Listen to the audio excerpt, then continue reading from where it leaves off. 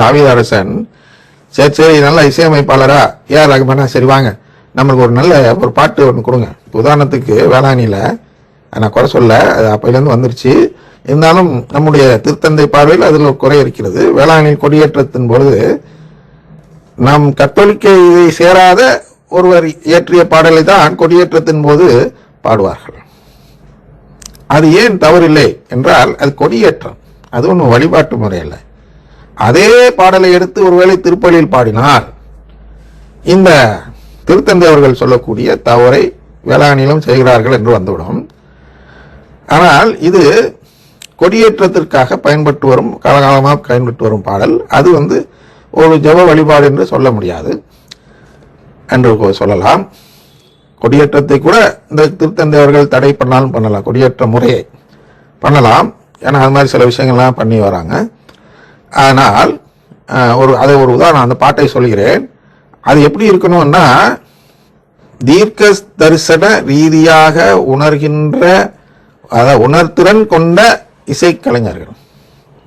என்ன சாதாரணமாக சொல்லலாம், அவரு ஆங்கிலத்தில் சொல்லும் போது கடினமான வார்த்தை பயன்படுத்தி சொல்வதாதான் அங்கே இறையலாளர்கள் ஏற்றுக்கொள்வார்கள் என்பதால் அவர் அப்படி சொல்றாரு. நம்ம சாதாரணமாக எடுத்துக்கணும்னா, சாதாரண புரிஞ்சுக்கணும்னா, ஒரு பாடல் இயற்ற வேண்டும் என்றால் அவர் இறையலாளராக இருக்க வேண்டும், இறையில் அறிந்தவராக இருக்க வேண்டும். அவர் எழுதணும் பாடலை. நல்லா இசையமைக்கக்கூடிய ஒருத்தரை விட்டு நீ ஏதோ பாடலை பாடி நீனா இசையமைச்சிருக்கியானாக்கா அதெல்லாம் கூடாது என்று நம் திருத்தந்தை அவர்கள் கூறுகிறார்கள். அதாவது நிறைய சம்பவங்கள் இது போன்று நடக்கிறது. என்னுடைய தயாரிப்பு காலத்திலும் பல இசையமைப்பாளர்கள் இது மாதிரி நான் சாமி பாட்டு போட்டிருக்கிறேன், இதை வெளியிட்டு கொடுங்க அப்படின்லாம் சொல்றதுக்கெல்லாம் வருவார்கள். இப்போ கூட பூண்டிலேயோ எங்கேயோ சமீபத்தில் கேள்விப்பட்டேன், ஒரு இசையமைப்பாளர் நல்ல இசையமைத்த திறன் கொண்டவர் பாடல் எழுதி வெளியிட்டு இருக்கிறார், கேளுங்கள் என்று சொல்லி எனக்கு ஒரு பாட்டு அனுப்பினார்கள். அதனால் கேட்கும்போது அதில் உள்ள ஒன்றும் சரக்கு இருக்குல்ல, இல்லை உதாரணம் சரக்குன்னா என்ன, நம் மீட்புக்கு தேவைப்படக்கூடிய கருத்துக்கள் அதில் இல்லை. எனவே நான் அதையெல்லாம் அதுக்கு என்கரேஜ் பண்ணலை, அதுக்கு நான் கலந்துக்கிறோன்னு சொல்கிறோம் இல்லையா, அது மாதிரில அவர்களே விட்டேன் செலவு செய்யாமல். அப்போ இதுதான் இங்கே இவரும் சொல்கிறார், ஏதோ பாட்டு நல்லா இருக்கு, திறமையான ஆள் வச்சிருப்ப போடுறான் அப்படின்னு இல்லாம என்ன இருக்கணும், இறையல் தெரிந்தவர்கள் இருக்க வேண்டும் அப்படின்னு சொல்றார். அவர் தாவீதை தான் செஞ்சாருங்கிற. தாவீது அரசன் வெறும் திறமையான கலைஞர்களை மட்டும் இசையமைக்க நியமிக்காமல் தீர்க்க தரிசன ரீதியாக உணர்திறன் கொண்ட இசை கலைஞர்களை நியமித்தார். இசை கலைஞர்களை தான் நியமித்தார் அப்படின்னு சொல்றாரு.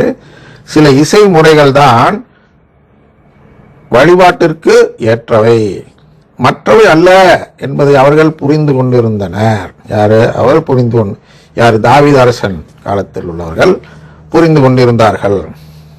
அடுத்ததான் எதுக்கு வரோம் இப்ப நான் வாசிச்சதுக்கு 2 கொரிந்தியர் 6:14-17 திருத்தந்தை அவர்கள் நமக்கு மேற்கோளாக காட்டுகிறார்கள். அது என்னவென்றால், எனவே அவர்கள் நடுவில் இருந்து வெளியேறுங்கள், அவர்களை விட்டு பிரிந்து செல்லுங்கள் என்கிறார் ஆண்டவர். தீட்டானதை தொடாதீர்கள், அப்போது நான் உங்களை ஏற்றுக்கொள்வேன் என்கிறார் ஆண்டவர். இது ஏற்கனவே வழக்கம் பார்த்தோம் அல்லவா, ஆனால் மேலே போகிறேன். தேவாலய இசை மற்றும் பாடல்கள் அதன் வரிகளை தவிர மீட்க உதவாத நிலையில் இசையிலிருந்து வேறுபடுத்த முடியாததாக மாறும்போது அது உண்மையான மீட்புக்கு உதவும் வழிபாட்டிற்குரிய தனித்துவமான தன்மையை இழந்து விடுகிறது. சரியா? திருப்பி அதை காட்டுகிறேன். தேவாலய இசை மற்றும் பாடல்கள் அதன் வரிகளை தவிர மீட்புக்கு உதவாத நிலையில் இசையிலிருந்து வேறுபடுத்த முடியாததாக மாறும்போது, பாருங்க இந்த இடம் தான் கவனிக்கணும், மீட்புக்கு உதவாத நிலையில் இசையிலிருந்து வேறுபடுத்த முடியாததாக மாறும் பொழுது, இசையும் உதாரணத்திற்கு அவர் என்ன சொல்றார், உதாரணம் என்றால் இப்போ நன்றியால் துதிப்பாடு அப்படின்னு ஒரு பாட்டு இருக்கு. இப்போ அந்த பாட்டுக்குரிய இசை மட்டும் இசைத்தாலே, அந்த வாரெல்லாம் பாடலாம் வேண்டாம், சும்மா அந்த பாடலாசிரியர் அந்த இசையை போடுறார். அப்போ நம்ம மனசுக்குள்ள என்ன ஓடும்னா நன்றியால் துதிப்பாடுன்னு அந்த பாட்டு வரும். அது மாதிரி யாரிடம் செல்வோம் இறைவா, அது மியூசிக் மட்டும் போட்டாலே நமக்கு மனசுக்குள்ளே அந்த வார்த்தைகள் ஓடிட்டு இருக்கும். அப்புறம் அந்த செம்மறியின் விருந்திற்கு அது போட்டாலும் புரியும். காணிக்கை தந்தோம் கர்த்தாவே போட்டாலும் புரியும். இதெல்லாம் நமக்கு மீட்புக்கு உதவாத பாடல்கள், இதெல்லாம் எதிரான பாடல்கள், நற்கருணைக்கு எதிராக பாடப்பட்ட பாடல்கள். அந்த பாடல்களுடைய இசையை மட்டும் கேட்டாலே அங்கே ஆபத்து இருக்கிறது என்று சொல்கிறார். அதான் அந்த இடத்துல என்ன சொல்றார், மீட்புக்கு உதவாத நிலையில் இருந்து வேறுபடுத்த முடியாததாக, அதுல இருந்து மாறி நம்ம கத்தோலிக்க பாடலாக மாற்ற முடியாததாக மாறும்போது அது உண்மையான உதவும் வழிபாட்டிற்குரிய தனித்துவமான தன்மையை இழந்து விடுகிறது. ஆனால் அது இங்கே கத்தோலிக்க திருச்சபையில் பாடப்பட்டாலும் அது கத்தோலிக்க பாடலாக இருக்க வேண்டிய தன்மையை இழந்து விடுகிறது என்று சொல்கிறார். அடுத்தது 4வது வகை போகும் முன்னாடி அவர் ஒரு வார்த்தையை சொல்லி முடிக்கிறார். என்னென்றால் காதோஷ் என்ற எபிரேய சொல்லுடைய கருத்து எதுனா, பரிசுத்தம் என்பதை மட்டுமல்லாமல் தனித்துவமானது மற்றும் வேறுபட்டது என்றும் பொருள் கொள்கிறது இல்லையா? காதோஷ் என்ற எபிரேய கருத்து என்ன செய்கிறது அப்படின்னு நம் திருத்தந்தை சொல்கிறார் என்றால், அது பெரும் பரிசுத்தமானது என்பது மட்டுமல்ல, அது மேலும் என்ன தனித்துவமானது மற்றும் வேறுபட்டது என்றும் பொருள்படுகிறது. அதனால என்ன சொல்றாருன்னா, ஒரு பாடல் இருக்க வேண்டும் என்றால் அது தனித்துவமானதாக இருக்க வேண்டும். அப்படின்னா கத்தோலிக்க திருச்சபையில் மட்டும் பாடக்கூடியதாக இருக்க வேண்டும். வெறுமன பரிசுத்தம் அப்படின்னா இது நல்ல வார்த்தை தானே, இது விவிலி வார்த்தை தானே, இது நற்கருணை குறித்த வார்த்தை தானே, அப்படி இருக்கக்கூடாது.